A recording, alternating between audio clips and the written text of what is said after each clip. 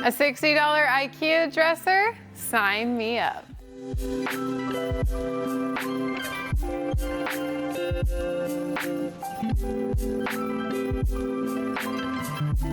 Hey everybody, welcome back to Furniture Flipping Teacher and welcome to Flipmas Day 5. I was so stoked when I found this piece of IKEA furniture on Facebook Marketplace for only $60. First of all, it is so rare in our area to find IKEA pieces on Facebook Marketplace. And second of all, when you do find them, everyone is wanting them, so it's really rare that you even get the opportunity to grab one. Well, I was acting fast and I went and picked this up the next day.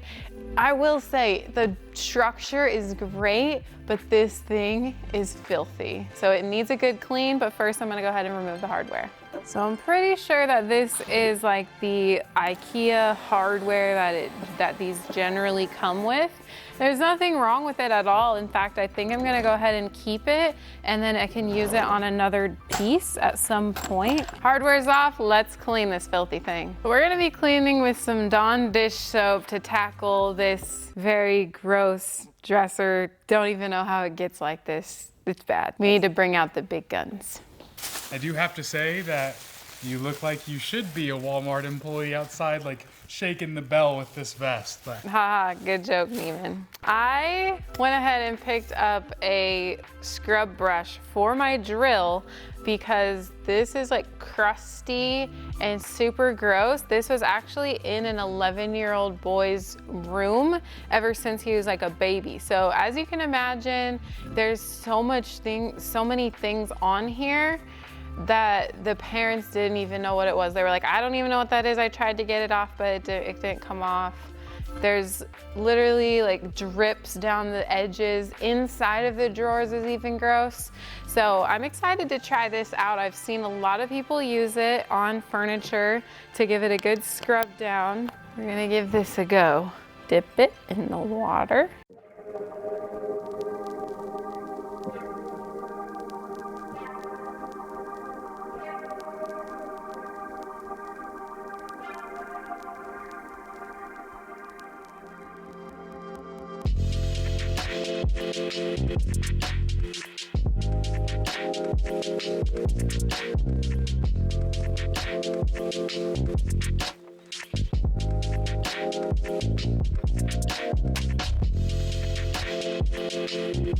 So I will say this is fun. It's a little messy, so doing it inside makes a big mess. The whole wall is wet, the floor is wet. I think in the future, if I were to use this again, I would set down a drop cloth and that way the floor wouldn't get wet, but the cloth could.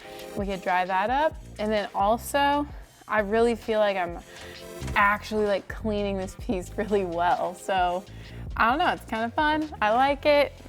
Better results with a better cleaned piece. All right, I'm giving this a nice rinse now with a clean cloth, and then we'll be able to sand. But I'm so glad I had that tool. That made a difference, I think, in like how long it really would have taken me to get all that gunk off there. Everything is clean. I even cleaned the insides of the drawers, everything from top to bottom so that we could start on a fresh slate. So next up is sanding. All right, we're gonna be using a 180 grit sandpaper with my Surf Prep sander connected to my vacuum dust extractor. And then we're gonna be basically just scuff sanding everything, giving it a little bit of tooth so that the primer can grip onto it, and then also just like smoothing out any imperfections. And while I'm sanding, I'm really looking for any areas that are gonna need to be repaired after we're done scuff sanding. All right, so I've been really bad about protecting myself during these flips. And so the first thing that I'm gonna try out is these headphones to protect my ears when I'm sanding, when I'm using a saw, and I'm gonna try these ones out. I'll link them down below. It's really neat because they're actually Bluetooth, so I can connect it to my phone, listen to music, and protect my hearing while sanding. So All right, I can barely hear anything when I'm doing this. That's awesome. Love it. All right, I got it all sanded for scuff sanding. Now we need to do some repairs, and I'll show you right here, especially there's like some really large gouges that is just not gonna look good if we just painted right over that. So these are the types of things that I need to go ahead and fill with Bondo to cover those gouges up. I decided to sand down the top completely, clearly. And the reason is because there was a lot of just like superficial markings, kind of like dents in the top. And the only way really to get those out is to sand them, because even Bondo, since they're so shallow, even Bondo isn't really gonna have anything to adhere to kind of help even things out. So I went ahead and sanded it back. And then what I was doing that last time, I was like looking really close at the surface, because when you use higher grits of sandpaper, like 80 grit or sometimes even a 120 grit, sometimes if it's softer wood or a softer material, you can kind of get pigtails or like sanding swirls. And so what you do to get rid of those is to go a step higher in your grit of sandpaper. So like if I was doing an 80, I used a 120 to just kind of smooth everything out. And then you might have to get down low and just really look and see if there's those swirl marks anywhere. And if they are, then you might need to go up higher in grit, like a 180 or a 220. We're good here. So now I can really fill these little divots in with Bondo. These ones are way too deep in their gouge to be just sanded back, because they're probably about like 1/8 of an inch deep. So that is plenty for my Bondo to adhere to and to kind of just really help me cover it up. So for the all-purpose Bondo, it's a 2-part putty, and basically all we do is get a little bit out, mix it with the cream hardener, and then apply it, and this stuff dries so fast or hardens so fast. Like, probably starts the hardening process immediately once you begin to mix it together. So it's important to act quickly. Don't mix more than you're gonna use in about a minute's time, or else you're gonna have wasted some of that Bondo. So I've got just a few spots on the top here, and then a few spots on the drawers that I'm going to just do all at once, because there's not a ton and they're not super big or super deep. I'm gonna get about that much Bondo here, and then squeeze some cream hardener, mix it up, and then we'll go. And you'll always be able to tell a little bit better after you apply the primer, but at least I can tell these bigger marks, so we can go ahead and get those filled in pre-primer. All right, let's move to the drawers. All right, let's sand down this Bondo here. Everything is hardened. I'm gonna use my 120 grit, and we're gonna smooth this out.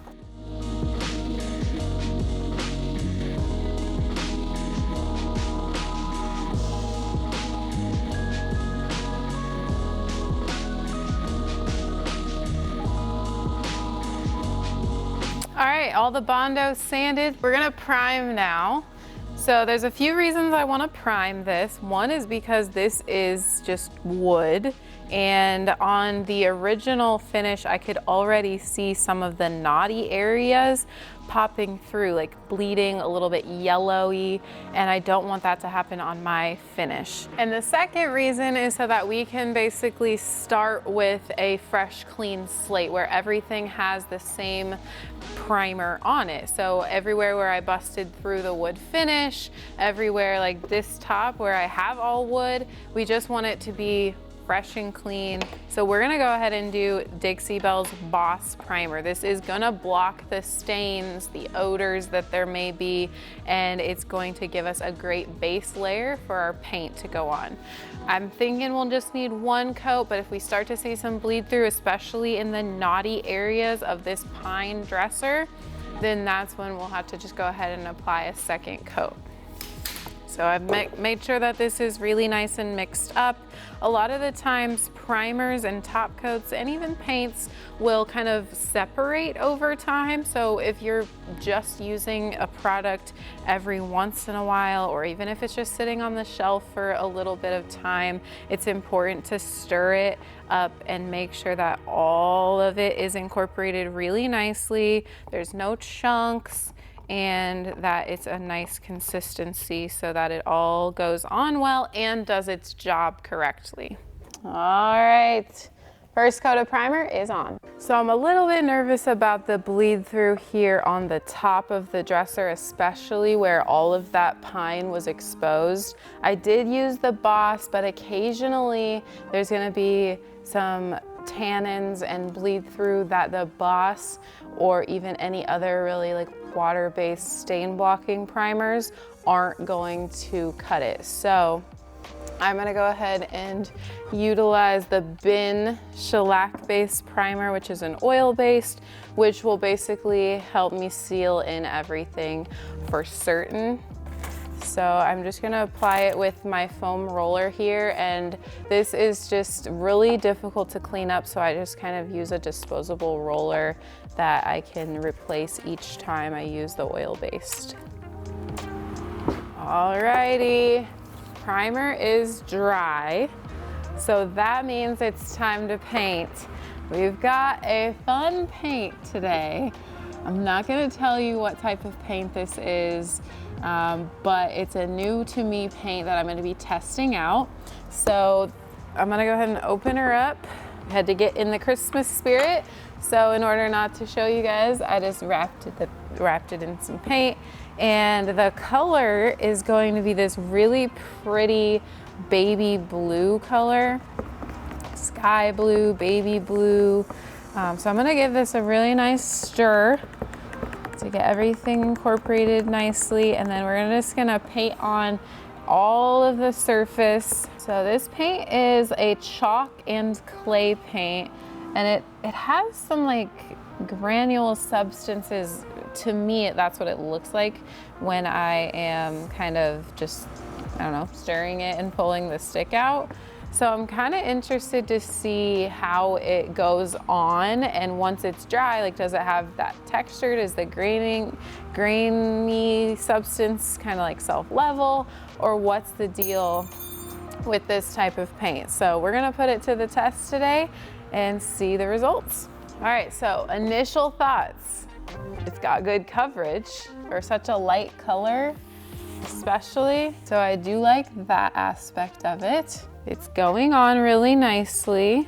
I'm not seeing those granule substances after I put it onto the surface, so that's good. Color is beautiful. All right, so the top is done. That barely took any paint, and like, I'll need a second coat, but I've got some really great coverage for sure. All right, so those were my initial thoughts. I'm gonna finish the whole piece, and then I'll share some more thoughts with you guys.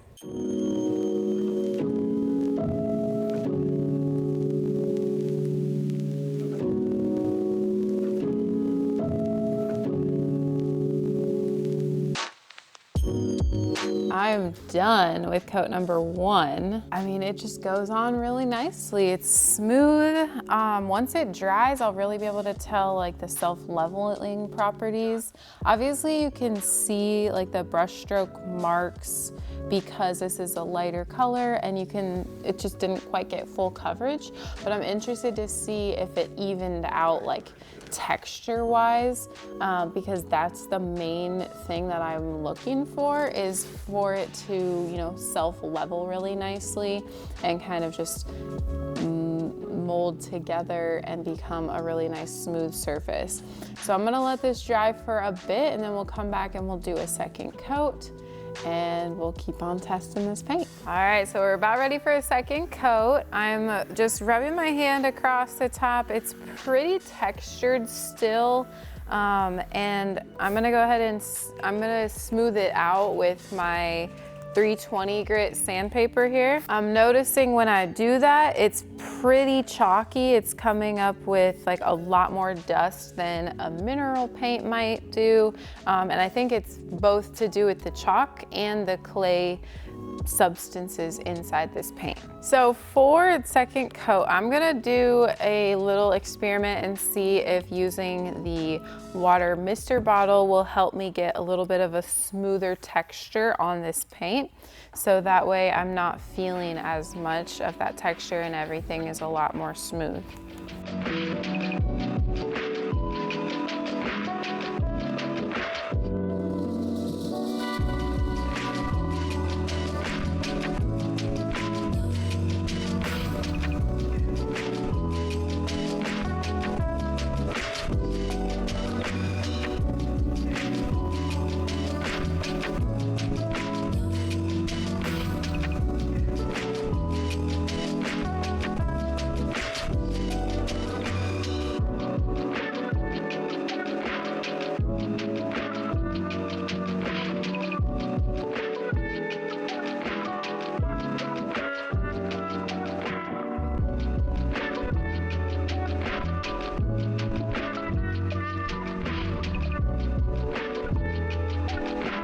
So I wanted to add a little bit of flair to this dresser, and so instead of just painting it one color, we're gonna add a little accent to the top 4 drawers. I've never done this before, but this pattern is kind of in style right now, and so I just wanted to try it on a piece of furniture. I'm gonna be taking my painter's tape and making the pattern, and then we'll be painting another color on top of the light blue. So we've got another color, same paint, and it is white. So as you saw, I made little checkered patterns on the top drawers. And I think this is just gonna be the first round of the taping, and then I'll have to take this off and then tape over so that I have actual checkers. But I use the yellow frog tape because that is gonna be the most delicate. So even though I just painted these, crossing my fingers that it's gonna do its job right and not take up the paint that I just painted, since it's for the delicate surfaces. And I'm just gonna paint in the areas that are not covered. The moment of truth. I did 3 coats of white over the top of the blue in these areas. So we're gonna rip this tape off carefully and see the verdict underneath. Cool, so now I just have to tape the sections, the other sections that I need. So I need like the middles of everywhere to be checkers. But that's cool, it's looking good. I'm gonna take all the tape off so that we can put new tape on. Now that I know what I'm doing, it should go a lot faster.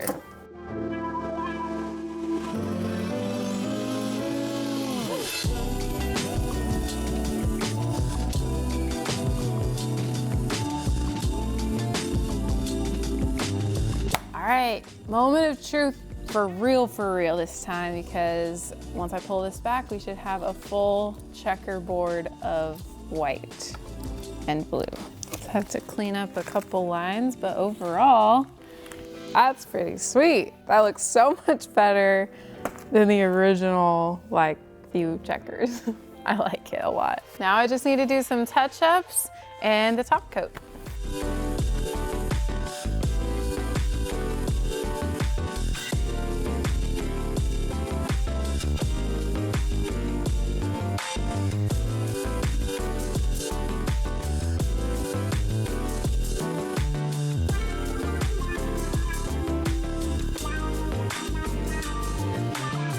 Okay, now that we've got all these drawers in, it's time to go ahead and finish it off by putting on the hardware.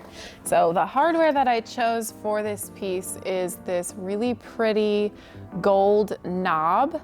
And I just thought that this specific color, it's like a goldy, brassy color, brushed brass, not too yellowy, really faint, but I thought that this would go really well with this checkered look and the light blue and white combination to not be too in your face, but to give it enough pizzazz. So these I found on Amazon. Basically, Amazon hardware comes with 2 different screws. We've got the longer screw, and then we've got a shorter screw. So my shorter screw was too long, but the longer screw is meant to be able to be cut if needed. So what I like to do to test that out is to stick it through the hole here. Sometimes that paint is in the way, so you just kind of have to screw it through. That. So then I want to see how short I need to cut it. And with this one, looks like I need to go on basically the shortest rung here so that it has enough space for this to fit into the drawer without being wiggly. Basically, we want it to fit in really snug. I am going to take my cutters here and we're gonna cut the screw right here. This is a really great tool to have on hand. I'm gonna go ahead and cut that. Sometimes it takes a little bit of might, a little bit of strength, and then I usually cut as much as I can on one side and then I kind of turn it. You might want to wear safety glasses for this. Sometimes you don't know where that end of the screw is gonna go, but once you've got it cut, put it back in that hole there and your piece of hardware should fit right on. We're snug in there, and there we have it.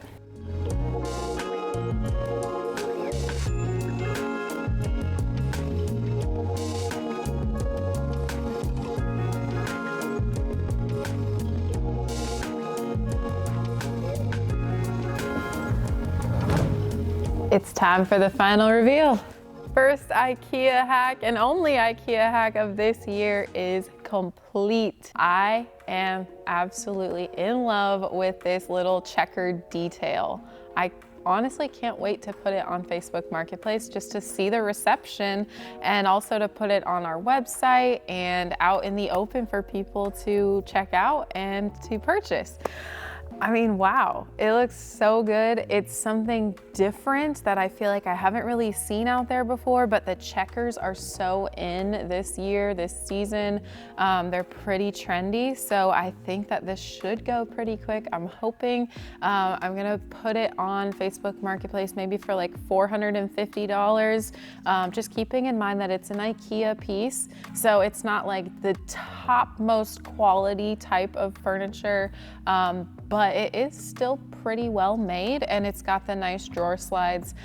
So I think that it would look really, really neat in really anyone's room. So let's talk about the paint really quick. At the very beginning of this video, I had said that I was really gonna be focusing on how I liked this paint, how well it was, how easy it was to brush on, you know, any brush stroke marks, things like that. And so overall, I thought it was a really good starting point for a paint. I do think that we could have it be just a little bit more self-leveling. I think that that is one of the top qualities that I am looking for in a paint. And I think one of the reasons why this one wasn't quite as self-leveling as I would have liked it to be is because it is like a chalk-based, clay-based paint. So it's gonna be a bit thicker. But with that being said, like I think it has a nice finish, and once I put that satin clear coat on, I thought it really finished it off super well. I love the color of it, and I just think overall it was good, but there's definitely some room for improvement, let's just say that. So if you've got any ideas on what in the world is going on we're crafting up, let us know down below in the comments. And also check out FournierFurnitureCo.com. We've got tons of inventory over there. We are now even able to ship furniture to you. So if a piece like this or any other pieces that I do tickles your fancy and you want it to be shipped to you in the lower 48 states, check out our website. But we've also got tons of other things on there like Lily Moon paint, Dixie Belle paint, tons of different decor. And then also we've got our aromas line. And we've been talking a little bit about our aromas. We've got candles, we've got wax melts, and then I wanted to highlight our reed diffusers, which is a really neat and unique way to still have an aroma in your home without having to turn any heat on or light up a flame. This is kind of just something that you can sit and forget about. Every few weeks or months, you can flip the reed diffusers, the reeds over so that you can get a little bit more of that scent throughout. I think this is perfect for a gift or to put in your bathroom. So many awesome uses, and we've got tons of different awesome scents as well. Thank you guys so much for watching. Get subscribed. We've still got 7 more days of Flipmas, so this concludes episode 5. Thanks for watching, and I'll see you on the flip side. All right, guys, we're sitting here at dinner with my parents, and I get a text message from my best friend. I have 2 best friends, they're twins, and one of them bought a dresser from Flipmas last year, and the other one has been looking for a dresser, and she fell in love with this dresser. So she just messaged me and says, I need that dresser, like actually. And so I am selling the dresser to my friend Kat. Shout outs to Kat. She bought Flipmas Day 5 for $495.